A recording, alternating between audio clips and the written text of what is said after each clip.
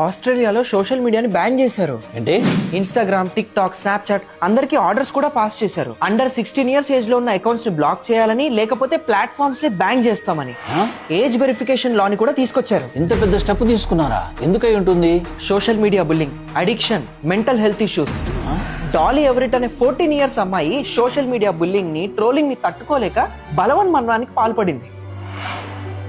13 to 14 years age group పిల్లలకి mental disorder, panic attacks రావడాన్ని గమనించారు. వీటి వల్లనే ఆస్ట్రేలియన్ గవర్నమెంట్ ఈ డిసిజన్ తీసుకుంది. మన ఇండియా పరిస్థితి ఏంటి?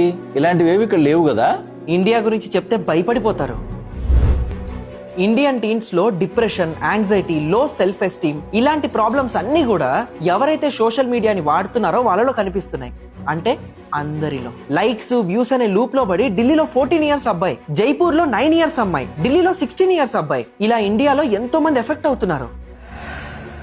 షాకింగ్ థింగ్ ఏంటంటే పిల్లలు ఇలా ఎఫెక్ట్ అవుతున్నారు అని పేరెంట్స్ కి కూడా తెలియదు. అంటే ఈ ప్రాబ్లం ఇండియాలో సైలెంట్ మెంటల్ హెల్త్ క్రైసిస్ ని క్రియేట్ చేస్తుంది. ఇది కోవిడ్ కన్నా డేంజరస్ రా.